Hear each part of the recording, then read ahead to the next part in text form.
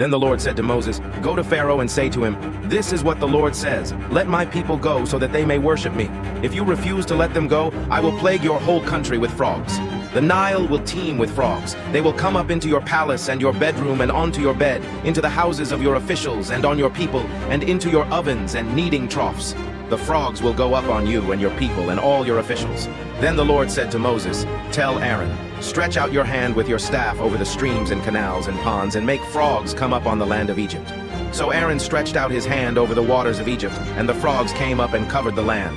But the magicians did the same things by their secret arts. They also made frogs come up on the land of Egypt.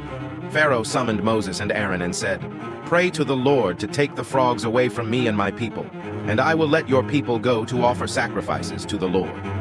Moses said to Pharaoh, "I leave to you the honor of setting the time for me to pray for you and your officials and your people, that you and your houses may be rid of the frogs, except for those that remain in the Nile."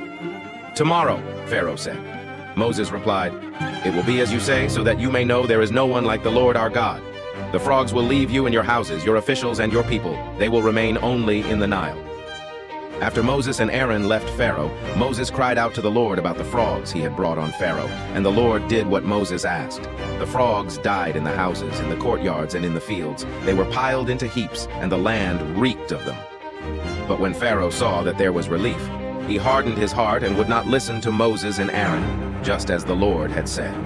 Then the Lord said to Moses, "Tell Aaron, stretch out your staff and strike the dust of the ground, and throughout the land of Egypt the dust will become gnats." They did this, and when Aaron stretched out his hand with the staff and struck the dust of the ground, gnats came upon men and animals. All the dust throughout the land of Egypt became gnats. But when the magicians tried to produce gnats by their secret arts, they could not, and the gnats were on men and animals. The magicians said to Pharaoh, "This is the finger of God." But Pharaoh's heart was hard, and he would not listen, just as the Lord had said. Then the Lord said to Moses, "Get up early in the morning and confront Pharaoh as he goes to the water, and say to him, 'This is what the Lord says. Let my people go so that they may worship me. If you do not let my people go, I will send swarms of flies on you and your officials, on your people and into your houses. The houses of the Egyptians will be full of flies, and even the ground where they are. But on that day I will deal differently with the land of Goshen, where my people live.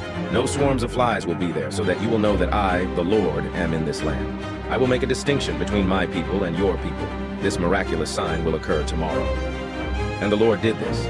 Dense swarms of flies poured into Pharaoh's palace and into the houses of his officials, and throughout Egypt the land was ruined by the flies. Then Pharaoh summoned Moses and Aaron and said, "Go, sacrifice to your God here in the land." But Moses said, "That would not be right. The sacrifices we offer the Lord our God would be detestable to the Egyptians. And if we offer sacrifices that are detestable in their eyes, will they not stone us? We must take a 3-day journey into the desert to offer sacrifices to the Lord our God, as he commands us." Pharaoh said, "I will let you go to offer sacrifices to the Lord your God in the desert, but you must not go very far. Now pray for me." Moses answered, "As soon as I leave you, I will pray to the Lord. And tomorrow the flies will leave Pharaoh and his officials and his people. Only be sure that Pharaoh does not act deceitfully again by not letting the people go to offer sacrifices to the Lord." Then Moses left Pharaoh and prayed to the Lord, and the Lord did what Moses asked. The flies left Pharaoh and his officials and his people. Not a fly remained. But this time also Pharaoh hardened his heart and would not let the people go.